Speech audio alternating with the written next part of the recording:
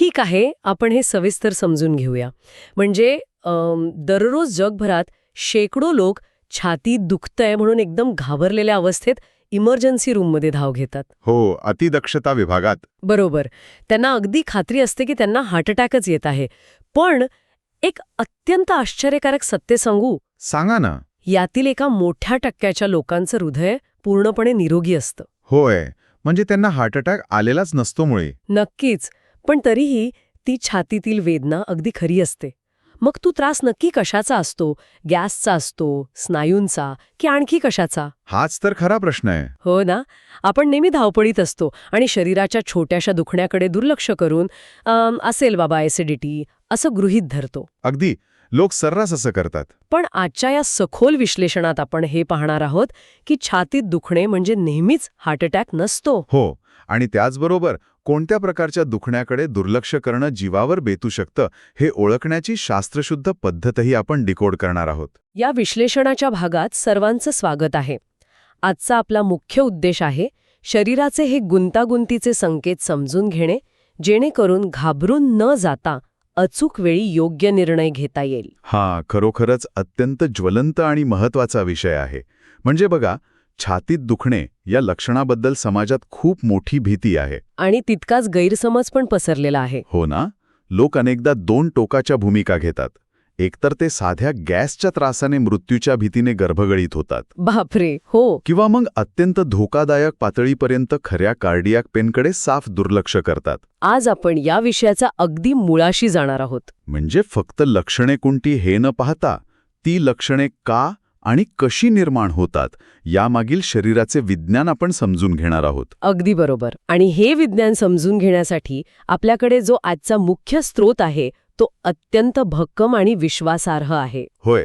आजची ही सर्व चर्चा रत्नागिरीचे सुप्रसिद्ध आयुर्वेद तज्ज्ञ डॉक्टर बाबासाहेब रेणुशे यांच्या क्लिनिकल नोट्स आणि मार्गदर्शनावर आधारित आहे. ते MD मेडिसिन आयुर्वेद आहेत. हो.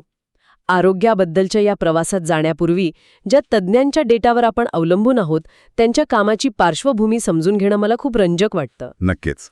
कारण डॉक्टर रेणुशे यांच्या प्रॅक्टिसची व्याप्ती फक्त रत्नागिरीपुरती किंवा स्थानिक पातळीवर मर्यादित नाहीये. नाही, अजिबात नाही. त्यांच्या क्लिनिकल डेटाला जागतिक स्तरावर मान्यता मिळाली आहे. आणि हे खूप महत्वाचं आहे. हो, आपण जेव्हा वैद्यकीय स्रोतांचं विश्लेषण करतो तेव्हा त्यामागील अनुभव महत्वाचा ठरतो. डॉक्टर बाबासाहेब रेणुशे हे असे अद्वितीय डॉक्टर आहेत ज्यांना WHO म्हणजे जागतिक आरोग्य संघटना, अच्छा, WHO कडून. हो, आणि युनायटेड नेशन्स तसेच युनिसेफ सारख्या आंतरराष्ट्रीय संस्थांकडून सन्मानित करण्यात आलंय. अरे वा, ही तर खूपच मोठी गोष्ट आहे. हो ना. त्यांच्या या कामाची दखल जागतिक स्तरावर घेतली जाणे हे या गोष्टीचं द्योतक आहे की त्यांच्या उपचारांची पद्धत केवळ पारंपरिक नाहीये. म्हणजे ती जागतिक मानकांनुसार तपासली गेलीये. बरोबर. अगदी बरोबर. अमेरिका आणि कॅनडामध्ये त्यांचे अनेक फॉलोअर्स आहेत जे त्यांचे ब्लॉग, यूट्यूब चॅनल आणि ऑनलाईन कन्सल्टिंग फॉलो करतात. म्हणजे अनेक वर्ष ते रत्नागिरीमध्ये आयुर्वेदिक प्रॅक्टिस करत असले तरी त्यांचा दृष्टिकोन हा पूर्णपणे ग्लोबल आहे. हो, आणि त्यांच्या या क्लिनिकल पद्धतीमध्ये एक अत्यंत महत्वाची गोष्ट वारंवार समोर येते, ती म्हणजे नाडी परीक्षा. हो, नाडी परीक्षा हा शब्द आपण अनेकदा ऐकतो, पण तो नेमका कसा काम करतो हे मला एका उदाहरणाने सांगायला आवडेल. सांगा ना. म्हणजे बघा, नाडी परीक्षा म्हणजे जणू एखाद्या गुंतागुंतीच्या कम्प्युटर प्रोग्रामचा सोर्स कोड वाचण्यासारखा आहे. अरे वा, छान उदाहरण आहे. हो ना. जेव्हा कम्प्युटरमध्ये बिघाड होतो तेव्हा स्क्रीनवर फक्त एक एरर मेसेज येतो. वैद्यकीय भाषेत सांगायचं तर हे एरर मेसेज म्हणजे माणसाला दिसणारी लक्षणे, जसं की छातीत दुखणे. बरोबर. आणि आधुनिक पद्धतीत अनेकदा फक्त या एरर मेसेजवर काम केलं जातं. अगदी. पण नाडी परीक्षा केवळ लक्षणांवर थांबत नाही, ती शरीराच्या आत चाललेल्या सिस्टीममधील नेमका बिघाड शोधून काढते. म्हणजे मूळ बग शोधून काढते. तुमच्या भाषेत सांगायचं तर यातली सर्वात रंजक गोष्ट बघा, हे सोर्स कोड प्रत्यक्ष वाचण्याचं तंत्र. हो, ते कसे करतात? जेव्हा डॉक्टर रेणुशे यांच्यासारखे तज्ज्ञ नाडी तपासतात तेव्हा ते फक्त हृदयाचे ठोके मोजत नसतात. अच्छा, मग? ते रक्ताच्या प्रवाहाचा वेग, त्याची लय आणि नसांमधील दाब अत्यंत बारकाईने तपासतात. या 3 गोष्टींवरून शरीरातील वात, पित्त आणि कफ या त्रिदोषांचं संतुलन कसे बिघडले आहे याचा अचूक आलेख त्यांच्या मनात तयार होतो. अरे चा, म्हणजे एखाद्या संगीतकाराला जसा वाद्याचा बेस, ट्रिबल आणि ट्युनिंग ऐकून त्यातला नेमका बिघाड समजतो, तसाच हा प्रकार आहे तर. अगदी तसंच. आणि याच कारणामुळे केवळ लक्षणांवर वरवरची मलमपट्टी न होता आजाराच्या मुळावर घाव घातला जातो. म्हणजे जर मूळ सिस्टीमच दुरुस्त केली तर एरर मेसेज येणे आपोआप बंद होतं. होय, यातूनच त्यांच्या उपचारांचा एक मोठा दृष्टिकोन समोर येतो.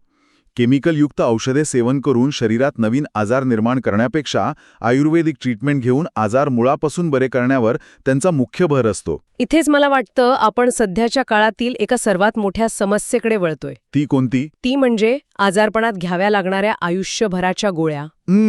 हो, हा मोठाच प्रश्न आहे. आज आपण पाहतो की बीपी, डायबिटीज, थायरॉइड, हृदयविकार यांसारख्या आजारांसाठी पेशंट्सना ॲलोपॅथिक औषधे दिली जातात. आणि ती काही आठवड्यांसाठी नसतात? नाही ना, ती लाईफटाईम म्हणजे आयुष्यभर घ्यावी लागतात. आणि या केमिकल औषधांचे शरीरावर कालांतराने साईड इफेक्ट्स होतात. हो, हे सतत औषध घेण्याचं चक्र थांबतच नाही. पण इथे मला एका गोष्टीबद्दल खरंच संभ्रम आहे. काय? जर एखाद्या रुग्णाला आधीपासूनच हृदयविकारासाठी किंवा बीपीसाठी ॲलोपॅथीची औषधे चालू असतील तर त्यासोबत अचानक आयुर्वेद सुरू करणं खरंच सुरक्षित आहे का? हा प्रश्न साहजिक आहे. म्हणजे हे दोन वेगळे उपचार प्रकार शरीराच्या आत एकमेकांशी संघर्ष तर करणार नाहीत ना, रिॲक्शन तर होणार नाही ना? हा एक अत्यंत रास्त आणि वैज्ञानिकदृष्ट्या महत्वाचा प्रश्न आहे. बऱ्याचदा रुग्णांच्या मनात हीच भीती असते. पण डॉक्टर रेणुशे यांच्या क्लिनिकल अनुभवातून याचं स्पष्ट उत्तर मिळतं. काय उत्तर आहे? त्यांच्याकडे येणारे अनेक पेशंट्स ॲलोपॅथी औषधांसोबतच आयुर्वेदिक औषधे अगदी सुरक्षितपणे चालू ठेवतात. आणि वैद्यकीय दृष्टिकोनातून हा एक अत्यंत स्तुत्य उपक्रम आहे. स्तुत्य उपक्रम? ते कसं काय? मला वाटलं होतं की शक्यतो दोन्ही पद्धती एकत्र करू नयेत. त्याचं कारण त्याच्या यंत्रणेत म्हणजे मेकॅनिझममध्ये दडले. ॲलोपॅथीची औषधे ही अनेकदा लाईफ सेव्हिंग असतात. हो, जीव वाचवतात ती. ती तात्काळ शरीरातील विशिष्ट रिसेप्टर्सना ब्लॉक करून धोका टाळतात. त्यामुळे ती अचानक बंद करणे खूप धोक्याचं ठरू शकतं. बरोबर. पण जेव्हा ही केमिकल औषधे शरीरात जातात तेव्हा ती पचवून बाहेर टाकण्याचं काम लिव्हर आणि किडनी यांना करावं लागतं. अच्छा, म्हणजे यकृत आणि मूत्रपिंडावर ताण येतो. अगदी. आयुष्यभर ही रसायने पचवताना या अवयवांवर प्रचंड ताण येतो, ज्याला आपण साईड इफेक्ट्स म्हणतो. इथेच आयुर्वेद मदतीला धावून येतं. म्हणजे कसं? आयुर्वेदिक औषधे त्या केमिकलसोबत संघर्ष करत नाहीत, तर ती लिव्हर आणि किडनीची कार्यक्षमता वाढवतात. शरीराची नैसर्गिक डिटॉक्सिफिकेशनची प्रक्रिया वेगवान करतात. हे खूपच तर्कशुद्ध आहे. म्हणजे ॲलोपॅथी तात्काळ उद्भवलेलं संकट दूर करतं आणि आयुर्वेद त्या केमिकल उपचारांमुळे शरीरावर होणारा आघात सहन करण्यासाठी शरीराला आतून बळकट करतं. हो, यामुळे ॲलोपॅथी औषधांचे शरीरावरील जे दुष्परिणाम असतात ते कमीत कमी होण्यास मदत होते. अरे वा! यामुळे रुग्णाला केवळ आजारातून मुक्ती मिळत नाही, तर त्याला खऱ्या अर्थाने दीर्घायुष्य प्राप्त होतं. हा, आणि डॉक्टर रेणुशे यांच्या प्रज्ञा क्लिनिकमध्ये केवळ औषधे देऊन भागवलं जात नाही. तिथे रुग्णांना एक सानुकूलित डाएट प्लॅन दिला जातो. हो, खाण्यापिण्याची पथ्य कोणती पाळावी त्याचं सखोल मार्गदर्शन मिळतं. पण या पथ्यांमध्ये आणि जीवनशैलीमध्ये नेमके काय असते? इथेच पारंपरिक आयुर्वेदाचं महत्त्व अधोरेखित होतं. त्यांच्या क्लिनिकल डेटानुसार हृदय निरोगी ठेवण्यासाठी एक विशिष्ट प्रकारची दिनचर्या अत्यंत महत्त्वाची असते. उदाहरणार्थ सकाळची सुरुवात कोमट पाण्याने करणे. कोमट पाणी, त्याने काय होतं? यामुळे शरीरातील पाचक अग्नी प्रज्वलित होतो आणि पचनसंस्था साफ राहते. तुम्हाला सांगतो, छातीत दुखण्याचे जे अनेक प्रकार आहेत त्यातील बहुतांश प्रकार हे पचन बिघडल्यामुळे सुरू होतात. बापरे, म्हणजे पचन आणि छातीत दुखणं जोडलेलं आहे. नक्कीच. याशिवाय सकाळच्या वेळी सौम्य योगासने किंवा प्राणायाम केल्याने फुफ्फुसांची आणि हृदयाच्या स्नायूंची कार्यक्षमता वाढते. म्हणजे ती रोजची सवय असायला हवी. हो, आणि अतिशय जड, तेलकट किंवा शिळे अन्न सकाळीच खाणे टाळले पाहिजे.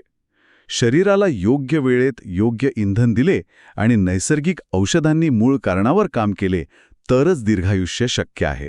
हे ऐकल्यावर शरीराची पथ्य आणि मूळ आजारांवर कसं काम होतं हे अगदी स्पष्ट झालं. होय.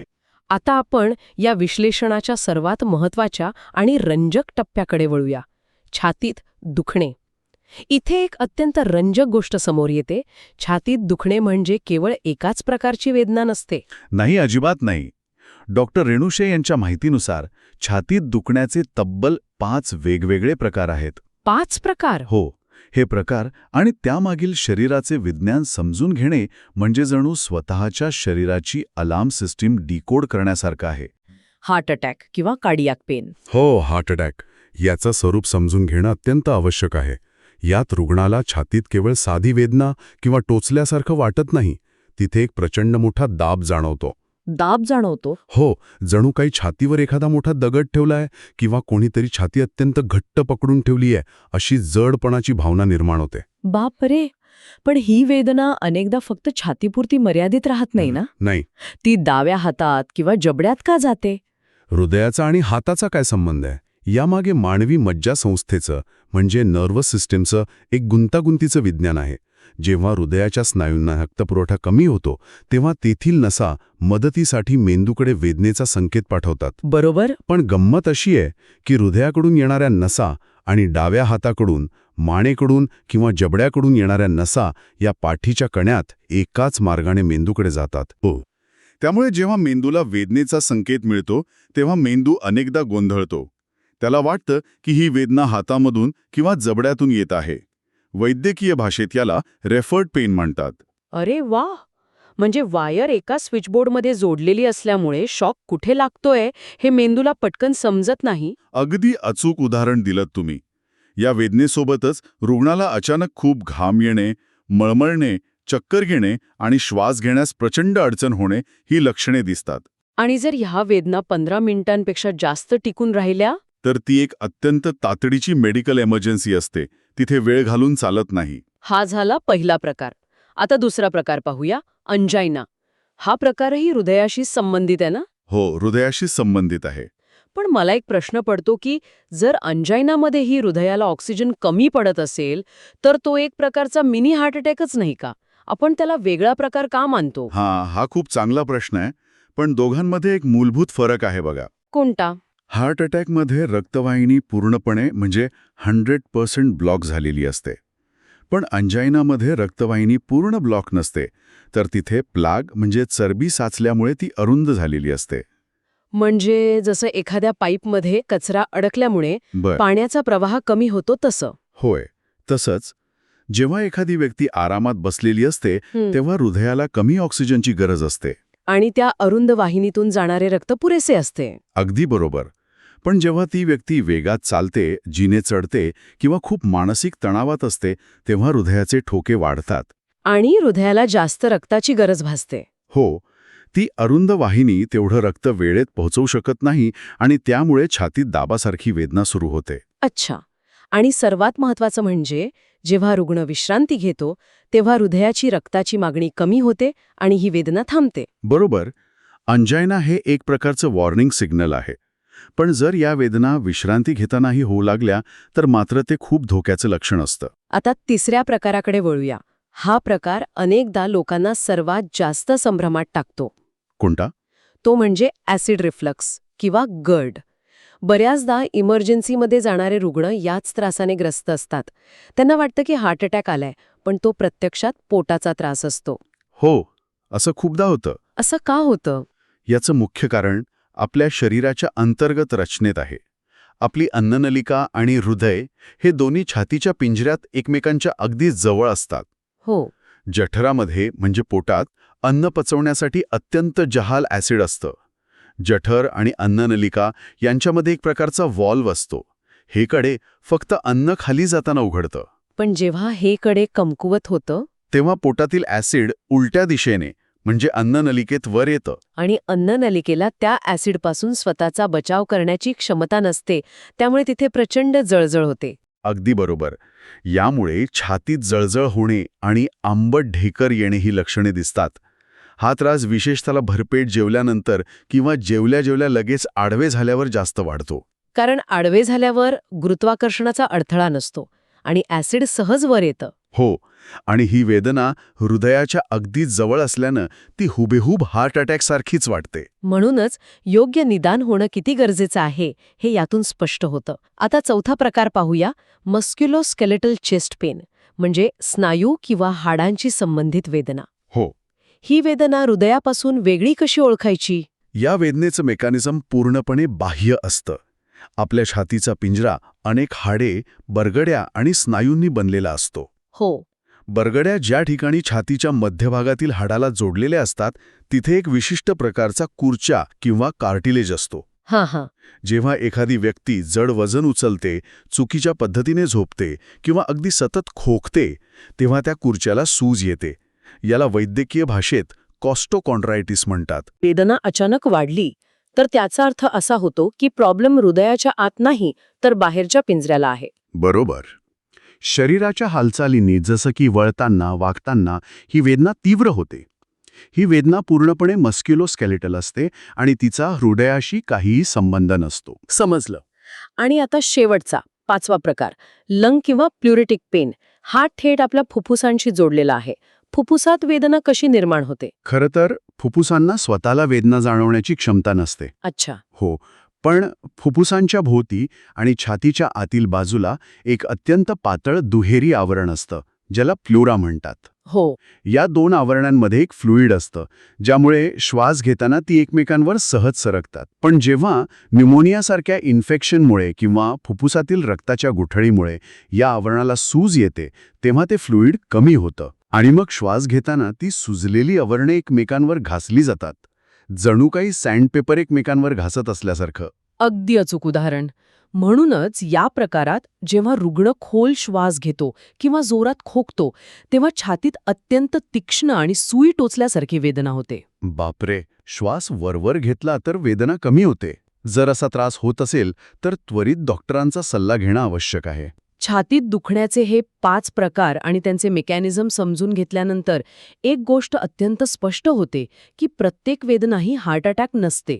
हो, हे महत्वाचं आहे. पण तरीही आता आपण या विश्लेषणाच्या सर्वात गंभीर टप्प्याकडे वळणार आहोत. असा कोणता क्षण आहे जेव्हा आपण घरगुती उपाय, गॅसची गोळी किंवा आराम करणं सोडून थेट हॉस्पिटलमध्ये धाव घेतली पाहिजे? तर या सगळ्याचा नेमका अर्थ काय? ते धोक्याचे संकेत कोणते? वैद्यकीय क्षेत्रात आपण याला रेड फ्लॅग्स म्हणतो. ही अशी लक्षणे आहेत जी दिसल्यास थेट इमर्जन्सी रूम किंवा हॉस्पिटलमध्ये जाणं हाच एकमेव पर्याय उरतो. कोणते आहेत हे रेड फ्लॅग्स? पहिले आणि सर्वात स्पष्ट लक्षण म्हणजे छातीत दुखण्यासोबतच श्वास लागणे. जर एखाद्या व्यक्तीला आरामात बसल्या जागी धाप लागत असेल आणि छातीत जडपणा वाटत असेल तर अजिबात वेळ घालवणे. दुसरं लक्षण कोणतं? दुसरं म्हणजे अचानक दरदरून घाम येणे. वातावरण थंड असूनही किंवा पंख्याखाली बसले असूनही जर पूर्ण शरीर घामाने भिजत असेल तर ते हृदय संकटात असल्याचं स्पष्ट लक्षण आहे. आणि तिसरं लक्षण म्हणजे बेशुद्ध पडणे किंवा प्रचंड चक्कर येणे. आणि मगाशी आपण जो रेफर्ड पेनचा मुद्दा पाहिला त्यानुसार जर वेदना डाव्या हातात, मानेत किंवा जबड्यात पसरत असेल तर तोही एक अत्यंत मोठा रेड फ्लॅग आहे, बरोबर? नक्कीच. वेदना या भागात पसरणे हे क्लासिक हार्ट अटॅकचं लक्षण मानलं जातं. हो. यासोबतच डॉक्टर रेणुशे यांच्या क्लिनिकल डेटामधून एक अत्यंत महत्त्वाची गोष्ट समोर येते. काही विशिष्ट रुग्णांच्या बाबतीत ही नेहमीची लक्षणं दिसतच नाहीत. म्हणजे? विशेषतः डायबिटीसचे रुग्ण, वृद्ध व्यक्ती आणि महिला यांच्या बाबतीत अत्यंत सतर्क राहणं गरजेचं आहे. असं का? यांच्या शरीरात अशी कोणती वेगळी प्रक्रिया घडते? बघा, डायबिटीसच्या रुग्णांमध्ये दीर्घकाळ साखरेचं प्रमाण जास्त राहिल्यामुळे त्यांच्या नसांचं नुकसान झालेलं असतं. त्याला डायबेटिक न्यूरोपॅथी म्हणतात. अच्छा. त्यामुळे जेव्हा त्यांना हार्ट अटॅक येतो तेव्हा वेदनेचा संकेत मेंदूकडे नीट पोहोचतच नाही. त्यांना छातीत तीव्र वेदना जाणवत नाही. याला सायलेंट हार्ट अटॅक म्हणतात का? हो, बरोबर. त्यांना फक्त खूप थकवा किंवा अचानक श्वास लागल्यासारखं वाटू शकतं. आणि वृद्ध व्यक्ती किंवा महिलांच्या बाबतीत? त्यांच्यामध्ये अनेकदा छातीत दुखण्याऐवजी फक्त तीव्र मळमळ, अचानक सुरू झालेली पाठदुखी किंवा प्रचंड अशक्तपणा अशी नवीन आणि अनपेक्षित लक्षणे दिसू शकतात. हे अत्यंत धोक्याचं आहे, कारण अशा लक्षणांकडे लोक उष्णता वाढली असेल किंवा थकवा असेल म्हणून सहज दुर्लक्ष करू शकतात. म्हणूनच या गटातील व्यक्तींना अचानक नवीन प्रकारची अस्वस्थता सुरू झाल्यास स्वतःच्या मनाने आजाराचे निदान कधीच करू नये.